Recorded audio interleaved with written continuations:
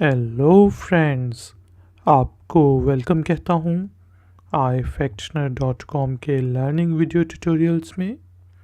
आज के video tutorial में हम इंग्लिश के वर्ड एश्योर का मीनिंग हिंदी और उर्दू में जानेंगे।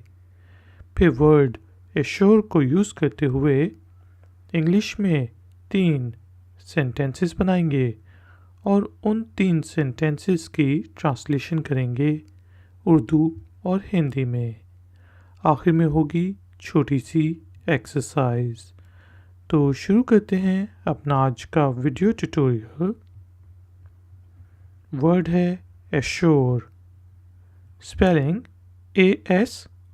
ASSURE, assure.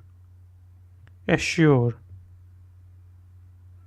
एश्योर का मीनिंग होता है आश्वस्त करना, यानी कि यकीन दिलाना। जिस तरह मैं आपको यकीन दिलाता हूँ, उसने मुझे यकीन दिलाया, वो लोगों को ये यकीन दिलाता है, वो लोगों को ये आश्वस्त करता है, मैं आपको आश्वस्त करता हूँ। देखते हैं कुछ एग्जाम्पल सेंटेंसेस।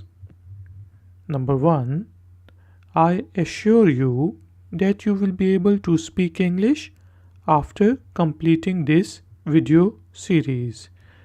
मैं आपको आश्वस्त करता हूँ, मैं आपको यकीन दिलाता हूँ कि ये वीडियो सीरीज़ मुकम्मल करने के बाद आप अंग्रेज़ी बोल सकेंगे। I assure you that you will be able to speak English after completing this video series. इसी तरह एक और एग्जाम्पल लेते हैं। He assured me that he would come. उसने मुझे ये यकीन दिलाया कि वो आएगा। He assured me that he would come. इसी तरह his attitude is assuring.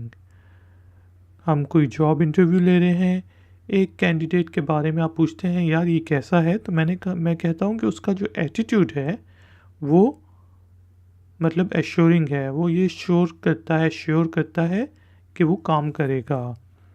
His attitude is assuring. तो हमने देखा वर्ड एश्योर का मीनिंग होता है जी आश्वस्त करना, यकीन दिलाना। 3 सेंटेंसेस बनाए।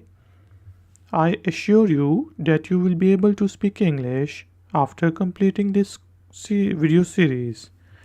इसी तरह he assured me that he would come और his attitude is assuring.